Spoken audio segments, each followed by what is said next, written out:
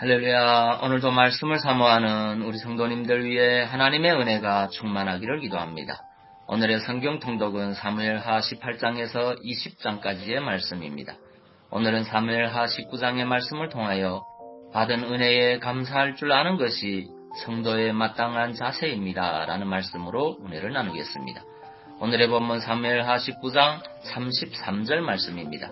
왕이 바르실레에게 이르되 너는 나와 함께 건너가자. 예루살렘에서 내가 너를 공개하리라. 아멘. 사무엘하 19장은 압살롬과의 싸움에서 승리한 다윗이 다시 황궁하는 내용을 담고 있습니다. 다윗이 피난길에 올랐을 때 마하나임에서 부자인 바르실레가 다윗 왕을 공개했던 적이 있었습니다. 33절을 보면 다윗이 바르실레를 향해 너는 나와 함께 가자. 예루살렘에서 내가 너를 공개하리라고 말한 내용이 나옵니다. 즉 다윗은 자신이 마하나임에서 공경에 처해 있을 때 바르실레가 직접 찾아와 환대하며 위로한 것을 잊지 않고 그 은혜를 갚겠노라고 말하고 있는 것입니다. 여기서 우리는 다시 한번 다윗이 진정 은혜를 아는 참된 하나님의 사람임을 볼 수 있습니다. 당시 신분상 바르실레는 평민이었고 다윗은 비록 도피 중에 있다고 할지라도 이스라엘의 왕이었습니다. 그리고 이전에 다윗은 길르앗 지역을 점령한 후 공의를 행함으로써 그곳 사람들에게 안정을 가져다 주었던 사람입니다. 그러므로 다윗의 입장에서는 바르실레가 베푼 은혜가 마땅한 것으로 생각될 수도 있었습니다. 그러나 다윗은 바르실레의 환대를 받아 마땅한 것으로 여기지 않고 진심으로 감사하면서 더욱 큰 것으로 갚으려 하는 것입니다.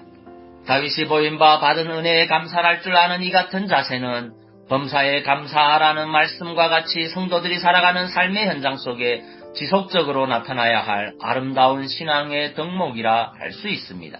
흔히 사람들은 받을 것은 절대로 잊어버리지 않는 반면 자신이 받은 것에 대해서는 쉽게 잊어버리는 경향이 있습니다. 그러나 사실은 정반대가 되어야 합니다.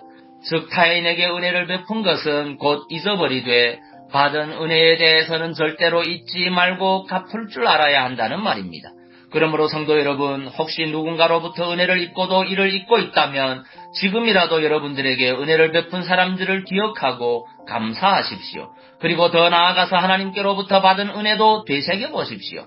그러면 지금까지 우리가 얼마나 하나님의 은혜를 잊고 살았는지 분명히 알게 될 것입니다. 서양 격언 중에 모든 것을 당연하게 생각할 때부터 우정은 깨어지기 시작한다는 말이 있습니다.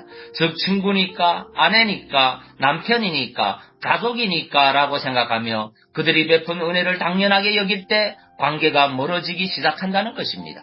따라서 우리는 가까운 사이일수록 더 예의를 지키며 그들이 내게 베푼 것에 대해 더 정중하게 감사할 줄 아는 사람들이 되어야 하겠습니다.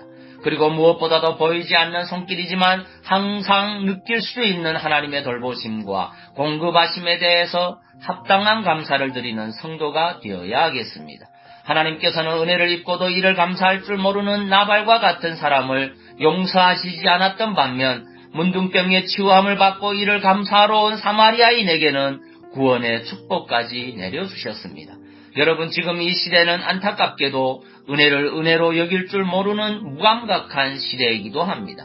이럴 때 우리가 표현하는 진실한 감사와 고마움의 표시는 사람들의 심령과 삶의 하나님을 전하는 아름다움이 무엇인가를 보여줄 수 있을 것입니다.